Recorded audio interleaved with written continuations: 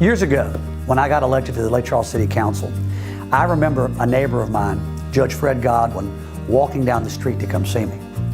And he wanted to congratulate me on my election to the City Council. And I remember he said something to me that caught me off guard. He said, "Rob, this will be great training for when you run for judge." And I remember thinking, well, now this is back in 2000, long before I had any desire or thought about running for judge. And I said, well, Judge, I don't know that I'm going to run for judge. And I remember he smiled at me in a very wise way. And he said, well, look, you will. And when you run for judge, this will be great training for you. He said, Rob, I am a judge. And let me tell you what I do every day. I make people unhappy. Every time you make a decision, you make at least one person unhappy. And if you do a really good job, you might be able to make both people unhappy. It's the nature of being a judge. And as a judge, he got his start on the Calcasieu Parish Police Jury.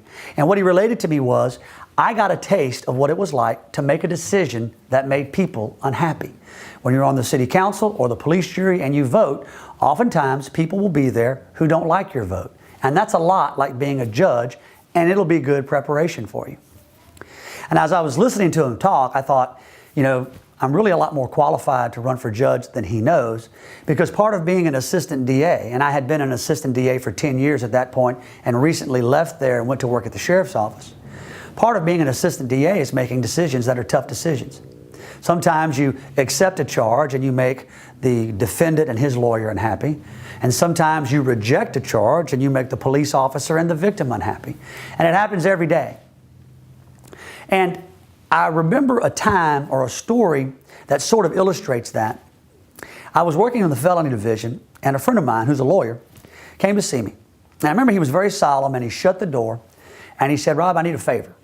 I said, what you need? He said, I need you to dismiss a charge. Now, I was in the felony division, so I knew he wasn't talking about a traffic ticket or anything minor. All I handled were serious charges. All I handled were felonies. And I remember being uncomfortable that he would come in my office and ask me to dismiss a charge, but you know, I didn't know why or what the basis was. So I asked him, I said, well, you know, what file is it? So I had the file brought to my office. And I said, why do you want me to dismiss it? What's, you know, did the police do something wrong? Is there an issue there? And he said, look, that girl and I are dating, and I need you to dismiss this charge. Now, this guy and I were pretty good friends. I mean, we weren't best friends, but we socialized together. We did things together. And I felt very uncomfortable. But as I opened the file and began to read it, the charges were serious. I couldn't just dismiss them. There were some drug distribution issues. There were some allegations of inappropriate behavior with children. So I tried to explain to him that this wasn't the kind of charge that I could just dismiss as a favor for a friend. I mean, that's not how the system works. He became upset with me. And I remember offering to let another assistant DA handle it because he and I were friends and I didn't want this to cause a problem with our relationship. And he basically told me that it was too late. It already had. And I prosecuted that case. That man and I are not friends now, and we haven't been friends since. And I remember it really hurt my feelings at first. But today, as I sit here getting ready to run for judge, or actually running for judge, I realize that that's part of the job. That's part of the responsibility you have as an assistant DA or as a judge.